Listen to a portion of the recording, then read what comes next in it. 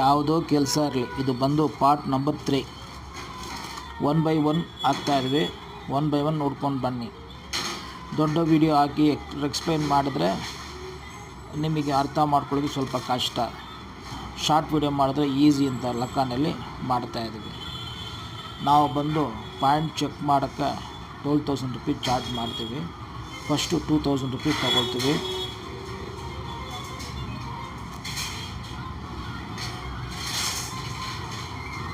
ಅಲ್ಲಿ ಸೈಟ್ ಹತ್ರ ಬಂದ ಮೇಲೆ 10,000 ರೂಪಾಯಿ ತೊಗೊಂಡ್ಬಿಟ್ಟು ಪಾಯಿಂಟ್ ಚೆಕ್ ಮಾಡ್ತೀವಿ.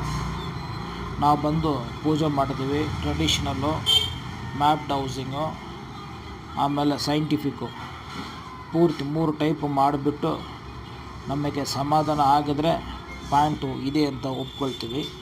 ಬೈ ಚಾನ್ಸ್ ಇಲ್ಲ ಅಂದರೆ ನಾವು ಬಂದು ಏನು ಮಾಡ್ತೀವಿ ಅಂದರೆ 5,000 ರೂಪೀಸ್ ರಿಟರ್ನ್ ಮಾಡಿಬಿಡ್ತೀವಿ. ಇದು ಬಂದು ಸ್ವಲ್ಪ ಕ್ರಿಟಿಕಲ್ ಜಾಗ. ಆಲ್ರೆಡಿ ಒಂದು ಬೋರ್ವೆಲ್ ಮಾಡಿದ್ದಾರೆ, ಸಕ್ಸಸ್ಸಿಂಗ್ ಆಗಿಲ್ಲ ಅಂತ, ಸರಿನಾ. ಬೇರೆ ಥರ ಚೆನ್ನಾಗಿ ಪಾಯಿಂಟ್ ಬರಬೇಕಂತ ಭೂಮಿ ಒಳಗಡೆ ಇರುವುದು ಯಾರೂ ನೋಡೋಂಗಿಲ್ಲ. ಬಟ್ ರಾತ್ರಿ ಮಾಡ್ಕೊಬೋದು. ನನಗೆ ಈ ಥರ ಬೇಕು, ನನಗೆ ಈ ಥರ ಬೇಕು ಅಂತ ಕೇಳ್ಕೊಬೋದು. ಫಸ್ಟು ಪಾಯಿಂಟ್ ಥರ ಮಾಡೋದು ಬೇಡ, ಒಳ್ಳೆ ಪಾಯಿಂಟ್ ಕೊಡಿ, ನೀರೂ ಇರಬೇಕು, ಬೋರ್ವೆಲ್ ಸಕ್ಸಸ್ಸೂ ಆಗಬೇಕು, ಲೂಸ್ ಗೀಸ್ ಬರುವುದು ಬೇಡ ಅಂತ ಕೇಳಿಬಿಟ್ಟು ಪ್ರಾರ್ಥನೆ ಹೇಳಿಬಿಟ್ಟು ಆಮೇಲೆ ಪಾಯಿಂಟ್ ಮಾಡಿದ್ದೀವಿ. ನಮಗೆ ಬಂದು ಮೇಯ್ನಾಗಿ ವಾಸ್ತು ಟ್ಯಾಲಿ ಆಗಬೇಕು, ಸರಿನಾ. ವಾಸ್ತು ಪ್ರಕಾರ ಇದ್ದರೆ ನಾವು ಬೋರ್ವೆಲ್ ಮಾಡಿಕೊಡ್ತೀವಿ. ವಾಸ್ತು ಟ್ಯಾಲಿ ಆಗಲ್ಲ ಅಂತ ಮಾಡಲ್ಲ. ಫಸ್ಟು ಅವರು ದೇವಮೂಲೆಯಲ್ಲಿ ಮಾಡಿದ್ದಾರೆ, ಈಗ ವಾಯುಮೂಲೆಯಲ್ಲಿ ಪಾಯಿಂಟ್ ಸಿಕ್ಕಿದೆ. ಇದೇ ಪಾಯಿಂಟು, ಎಲ್ಲ ಜಾಗ ಕ್ರಾಸ್ ಆಗತ್ತೆ, ಸರಿನಾ. ಈಗ MSc ಜಿಯಾಲಜಿಸ್ಟ್ ಅವರು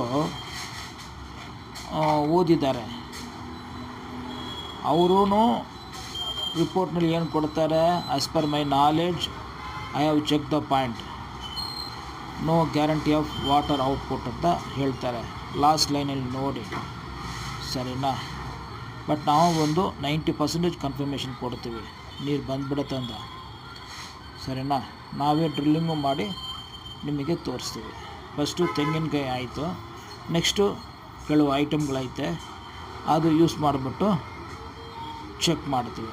ಅದು ನಮಗೆ ಸಮಾಧಾನ ಆಗಬೇಕು, ಸರಿನಾ. ನನ್ನ ಲೆಕ್ಕ ಪ್ರಕಾರ ಎಷ್ಟು ಫೀಟ್ ನೀರು ಬರುತ್ತೆ ಅಂತಲೂ ಹೇಳಿಬಿಡ್ತೀವಿ. ನೆಕ್ಸ್ಟ್ ವೀಡಿಯೋ ಬರುತ್ತೆ, ದಯವಿಟ್ಟು ನೋಡಿ ಕಂಟಿನ್ಯೂ ಆಗಿ. 10 ಪಾರ್ಟು ಬಿಟ್ಟಿದ್ದೀವಿ, ಇದು 3rd ಪಾರ್ಟು.